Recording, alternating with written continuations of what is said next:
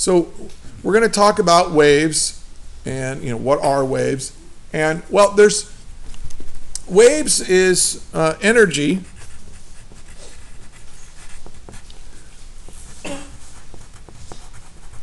moving through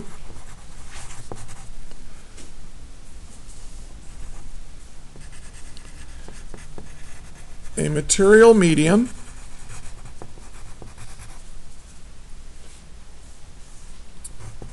or empty space. There is a kind of wave that moves through empty space.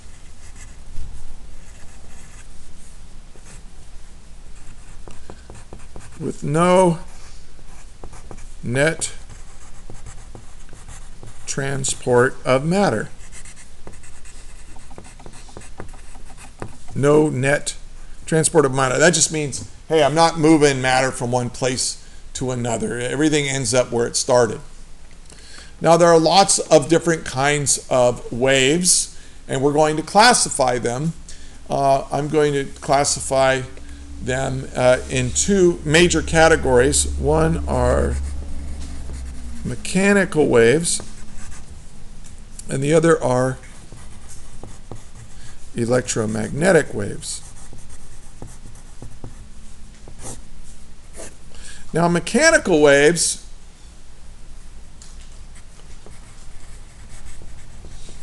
require a medium. Now, what is a medium? Stuff the wave is going to go through, like water. Water waves. Or as I was just demonstrating with the slinky. The slinky was the medium through which I made those waves. I'm talking to you right now and you can hear me because of sound. It's energy moving through the air as sound waves.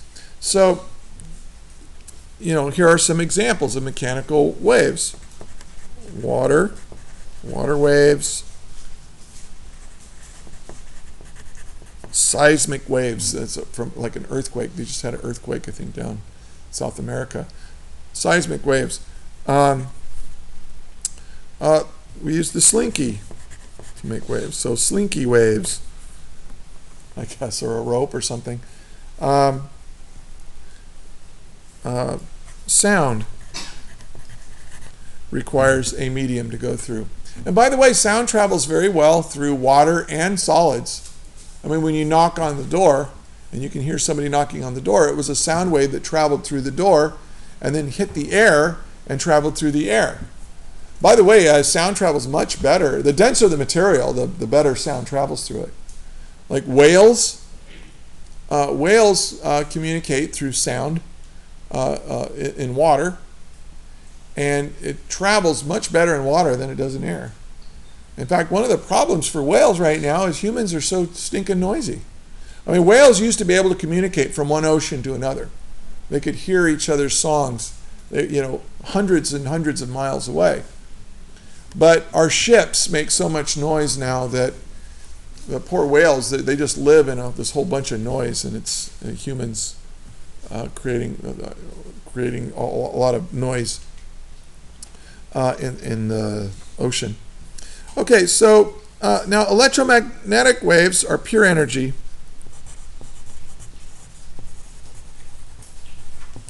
And they require no medium. Now, of course, examples of electromagnetic waves is light.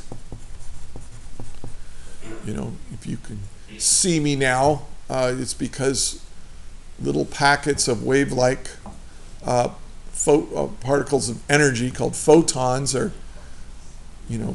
bouncing off of me and going into your eye and stimulating little nerves, and then your brain puts it together as a picture. But light has wave-like properties anyway. It behaves like a wave. Then, of course, you have radio waves, microwaves. Well, it depends on what you mean by radiation. There are radiation, like we don't really consider them as waves. Although, actually, if you get into some pretty weird advanced quantum mechanics, everything has a wave-like nature. but we're not going to worry too much about that. Mainly we're talking about ultraviolet light, and light is the electromagnetic waves that your eyes can see. But there are lots of electromagnetic waves that our eyes can't see. Infrared, microwave, radio wave, ultraviolet, X-rays, gamma rays, all those are forms of electromagnetic waves that require no material medium. We're going to talk about these later. Okay, and this is what we're going to talk about today.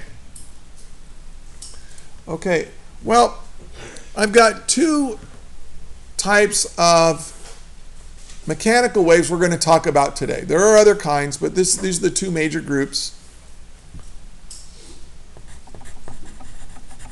So these are mechanical waves. Transverse waves and the other one is longitudinal waves.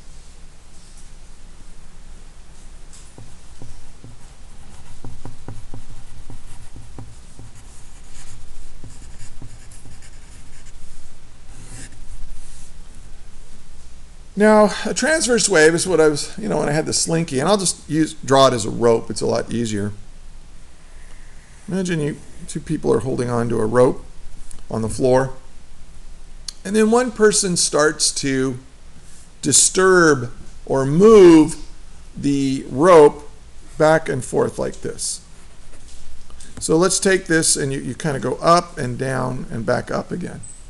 And what happens is that what you'll see is you'll see that disturbance moving like this. So let me erase this. Now if you just do it once, and you saw me do it with the slinky, you just go back and forth like this, it's going to move down the material. Now how fast it moves depends on the material, but it'll move down there, and this is called a pulse wave. And that is, you just have one. You just go boom, boom like this, and this thing will travel down the rope or the slinky, and it'll bounce off and go back, and then it eventually dissipates into the environment. The energy in it, there's friction in the spring, there's friction with the floor, which heats up the environment a little bit. So the energy in the wave will eventually dissipate as it bounces back and forth. But if we ignore that, this pulse would bounce back and forth forever. So this is a pulse of a transverse wave. Now, what if I keep going, though? What if I bounce it up and down like this, and I keep the wave going? Well, what happens, here's your relaxed position. This is where the rope or the slinky would be if you weren't disturbing it.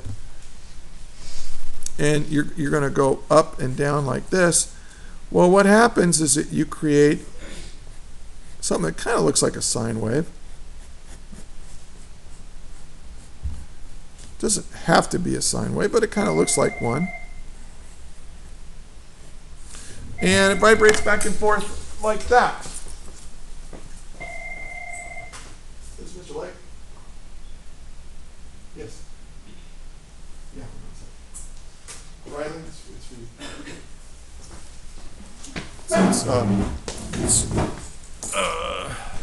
Mr. Gregory.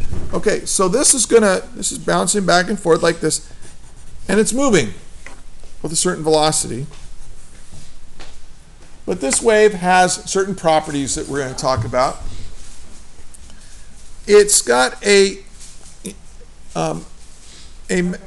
what we call an amplitude. Here's an amplitude. I'm drawing the amplitudes with these little arrows like this. Now the amplitude is the maximum distance the wave moves away from the relaxed position. So, and by the way, don't go from the bottom to the top. You go from the middle to the top to figure out what the amplitude is.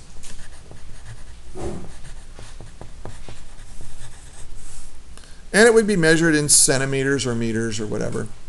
It's a distance. The amplitude is kind of a measure of how much energy is related to how much energy is in the wave, though, right? Because, you know, if I moved it back and forth with a lot more amplitude, I got to do a lot more work to make that wave, and so there's a lot more energy in the wave. Then there's the distance the waves are apart. And what we do is we say from here to here, how far do you need to go before the wave starts repeating itself? Okay, what's the distance between repeating parts of the wave? Oh, this is a pulse. This right here is called a periodic wave.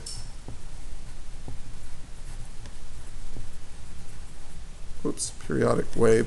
And that just means that you're making waves with the over and over again. I'm repeating the motions, you know. Like your heartbeat is a periodic wave. You can kind of think of it as a periodic wave. It's sending a pulse of blood through your body at a certain rate. So anyway, here's a periodic wave. Looks like a sine wave or a cosine wave. And it has an amplitude. And it has a wavelength. And the wavelength is the distance between repeating parts of the wave. From here to here. Or it's the same distance if you go from here where it's sloping up to here where it's sloping up. Or from here where it's sloping down to here where it's sloping down. You know, the repeating parts of the wave. Don't go from here to here. Okay, that's half a wavelength. The wavelength is from repeating parts of the wave. Now we have a symbol for amplitude. Okay, amplitude. We just abbreviate with a capital A. Now wavelength has a weird one.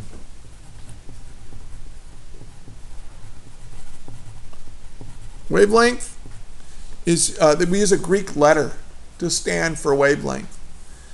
And it's a lambda. Now you just kind of make a little, it looks like almost like a teepee. You put a little thing like that, and then you just, or an upside down lowercase y. Kind of looks like that.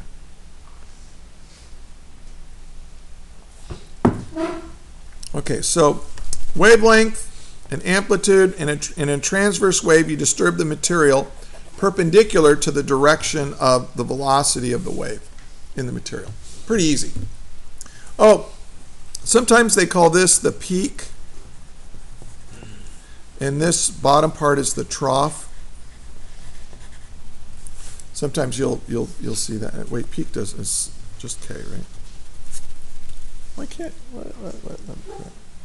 Oh, in our book they call it a crest. I'm going to change that. Depends on the book you're using. The crest, or the top of the wave and the bottom of the wave. But the distance from the trough to the crest is twice the amplitude. Okay. So now we have longitudinal waves. Now to make a longitudinal wave, it's easiest to draw it as a slinky. So let's draw a slinky. Now here's the slinky in the relaxed position. Oops. A relaxed position. But then I'm going to start moving it back and forth like this. So here's my amplitude again. But now my amplitude is like, I'm just going to go like this. Now what is that going to create in the slinky? Well, I'll draw it out here. It'll create an area that's stretched out and an area that's scrunched in, stretched out, scrunched in, stretched out. And these scrunched in areas and stretched out area, places on the slinky are moving with a certain velocity. And notice that the direction of the disturbance here, the amplitude, is parallel to the velocity of the wave. And I demonstrated that with the slinky. Now, this right here, this area where it's stretched out, this comes from from sound, but it's called a rarefaction.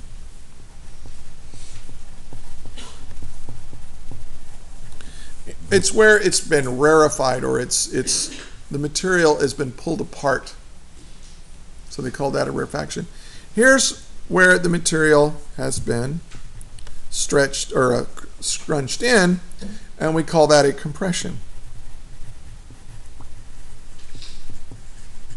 Now, sound is a longitudinal wave, and the reason you can hear me right now is because air molecules are being pushed together and stretched apart in a periodic way, but it travels through the air.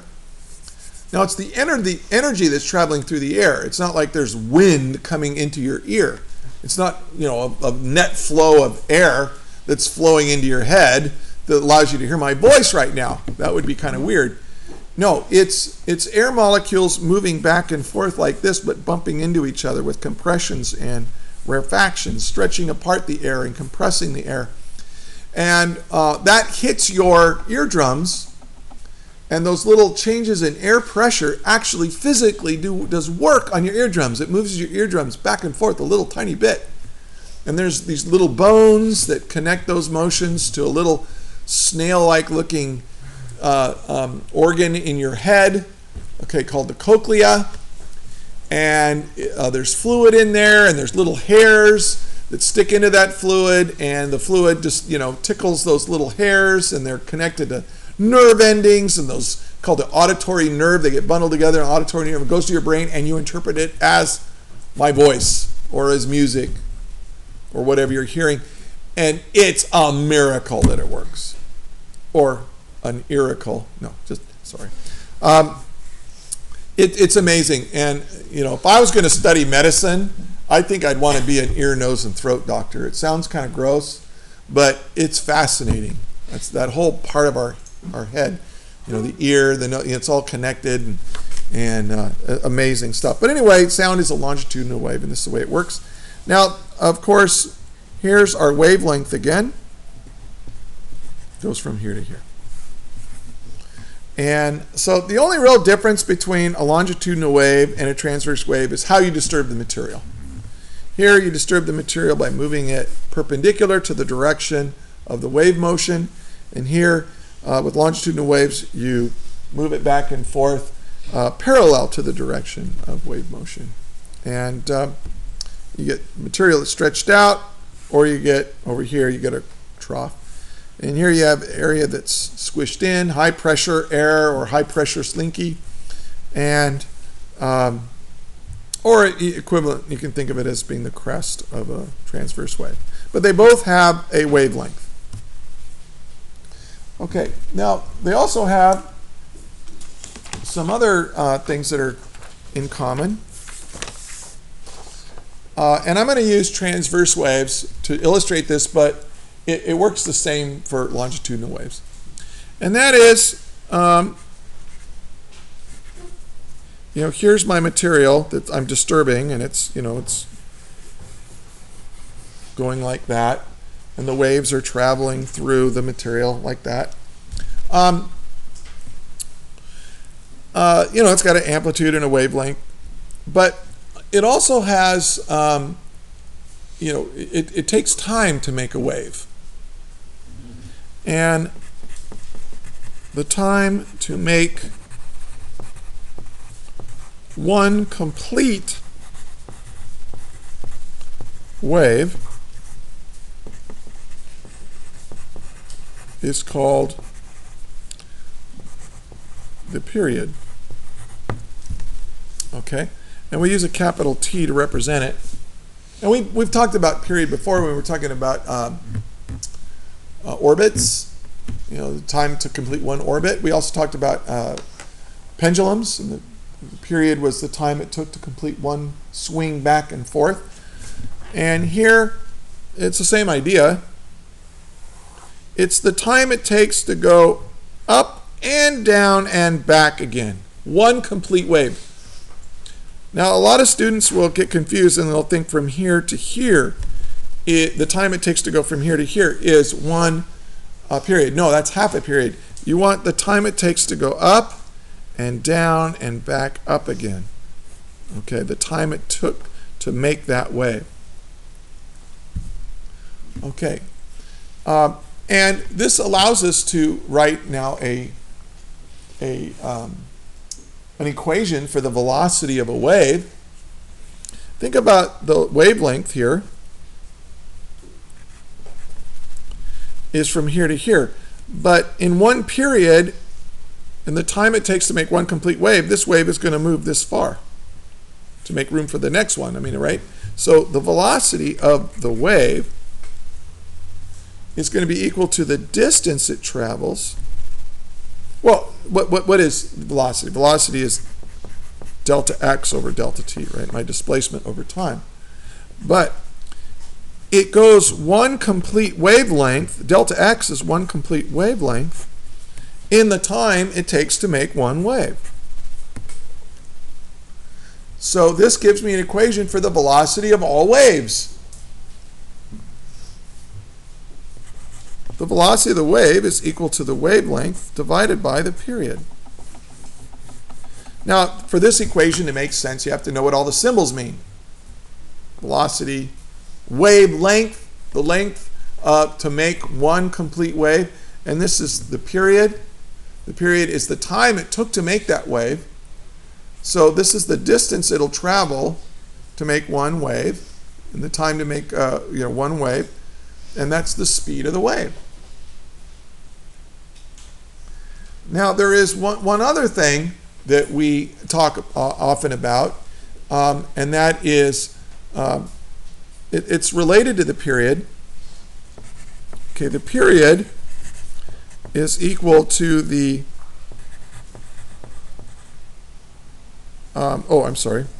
the seconds per wave.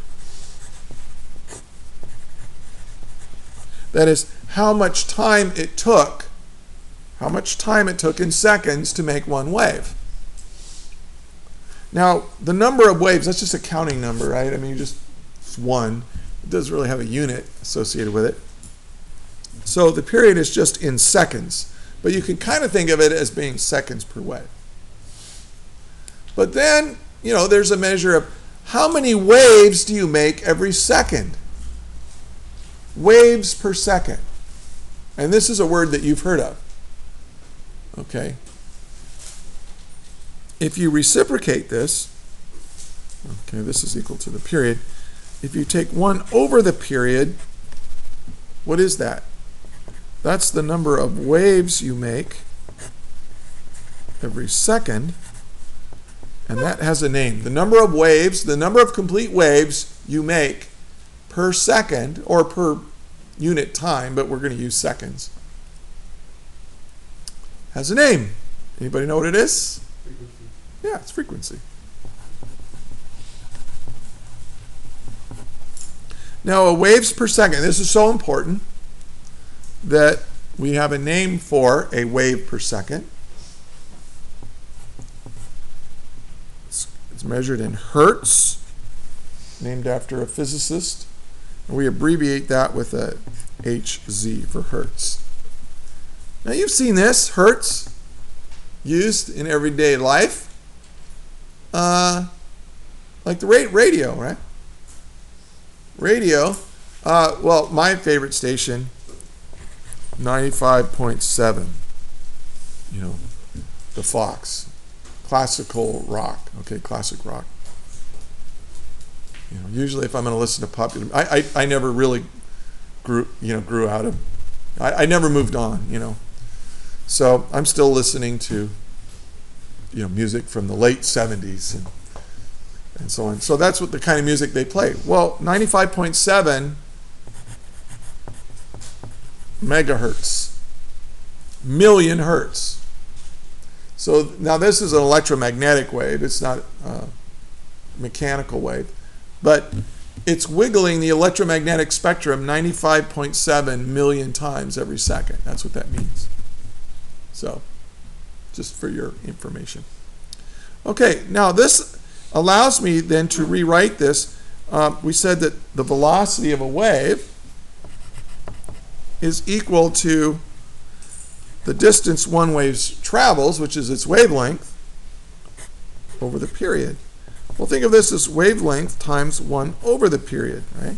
the same thing. Well, 1 over the period we call frequency, which, by the way, we abbreviate with the letter F.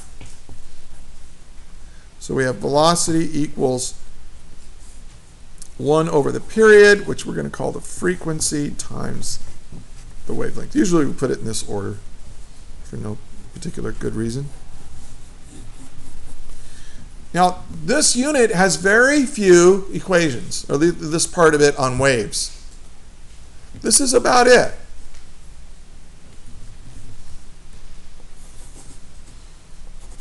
Velocity equals the wavelength over the period, or velocity equals frequency times the wavelength, which means that frequency is equal to 1 over the period. So you should add these 3 to your equation list to make sure you know what the variables mean. And this should allow you to pretty much solve all the homework problems for this first assignment. But all waves have a speed, right? It's energy moving. And all waves have a frequency. That is, how many waves are you making per second? You might change the frequency as time goes by, but we're not actually going to do that. All waves have, a distance, the distance it travels to make one complete wave. We call that the wavelength. So you can now use these equations to solve problems, and you will do that. That is all.